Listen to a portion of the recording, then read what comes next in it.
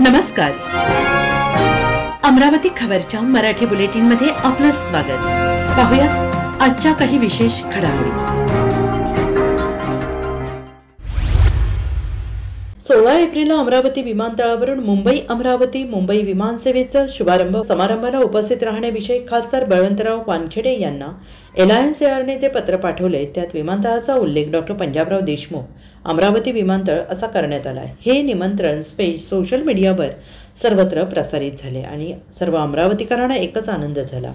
उद्घाटनापूर्वी विमानतळाला डॉ. पंजाबराव देशमुख यांचे नाव मिळाल्याने अमरावतीकर जनतेची अनेक दिवसांची मागणी पूर्ण झाली. या आनंदात अमरावतीकर असतानाच सरकारी चक्रे फिरली आणि विमानतळ विकास प्राधिकरणाने या नावावर आक्षेप नोंदवला. त्यानंतर एलायन्स एअरने महाराष्ट्राचे मुख्यमंत्री नामदार फडणवीस यांना पत्र पाठवून आपण गुगल सर्चवरून हे नाव घेतल्याचं सांगून सुधारित निमंत्रण पाठवित असल्याचं त्यांना कळवलं आणि अमरावतीकरांना झालेला आनंद लगेच हिरावून घेतला.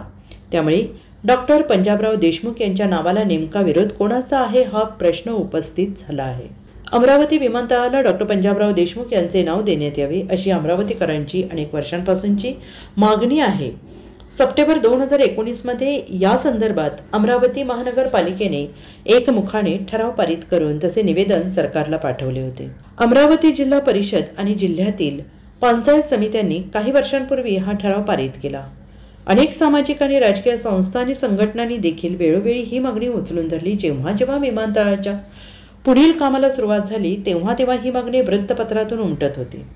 अमरावती जिल्ह्याचे माजी पालकमंत्री डॉ. सुनील देशमुख यांनी या मागणीचा वारंवार पाठपुरावा केला. भाजपाचे धामणगाव रेल्वे मतदारसंघाचे आमदार प्रतापदादा अडसड यांनी आमदार झाल्या अमरावती विमानतळाला डॉ. पंजाबराव देशमुख यांचे नाव देण्यात यावे अशी मागणी केली.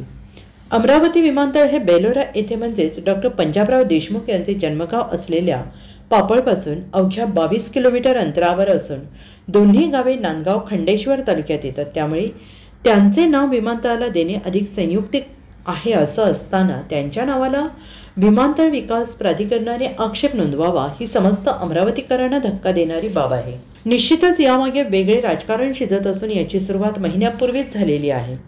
अमरावती विमानतळाला डॉ. पंजाबराव देशमुख यांचे नाव द्यावे अशी सर्व लोकप्रतिनिधी आणि जनता यांची मागणी असताना अचानक 1 महिन्यापूर्वी कुठून तरी प्रज्ञाचक्षू संत गुलाबराव महाराज यांचे नाव पुढे येते.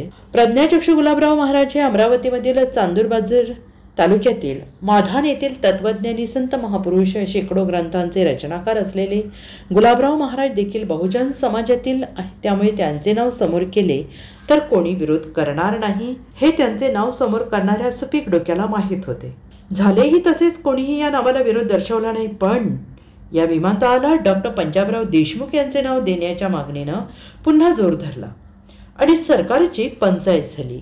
गुगल सर्चवर आधीच या विमानतळाचे डॉ. पंजाबराव देशमुख अमरावती विमानतळ असं नामकरण झालं असून आणि मॅजिक ब्रिक्स या वेबसाईटवर देखील अमरावती विमानतळाला हेच नाव देण्यात आले. अमरावती विमानतळाला प्रज्ञाचक्षू गुलाबराव महाराज यांचे नाव देण्यात यावे असे पिल्लू जेव्हा समोर आले तेव्हाच सरकारचा डॉ. पंजाबराव देशमुख यांच्या नावाला विरोध आहे हे स्पष्ट झाले. आपल्या पंतप्रधानांना गुलाबराव महाराजांविषयी किती माहिती आहे हे माहीत नाही, परंतु नुकत्याच नागपूर दौऱ्यात माधव नेत्रालयाच्या विस्तारित इमारतीचं भूमिपूजन करताना त्यांनी आपल्या भाषणात गुलाबराव महाराज यांचा उल्लेख रास व संघाचा आणि गुलाबराव महाराज यांचा काही संबंध नसताना राष्ट्रीय स्वयंसेवक संघाच्या कार्यावर प्रकाश टाकताना माननीय पंतप्रधान म्हणाले, गुलाबराव महाराज यांनी आपल्या अंतर्दृष्टीतून अनेक ग्रंथ लिहिले. संघ हे एक संस्कार यज्ञ आहे. अनेक स्वयंसेवकाला अशीच अंतर्दृष्टी आणि बाह्यदृष्टी देण्याचं काम करते. अमरावती विमानतळाला डॉक्टर पंजाबराव देशमुख यांचे नाव देण्यास कोणाचा विरोध आहे हे सांगण्यासाठी एवढं पुरेसं आहे. डॉक्टर कुमार बोबडे, अमरावती. संपर्क क्रमांक 94 22 85 69 44. अमरावती खबर या आमच्या यूट्यूब चॅनेलला लाईक करा, सबस्क्राईब करा आणि हो शेअर करायला विसरू नका.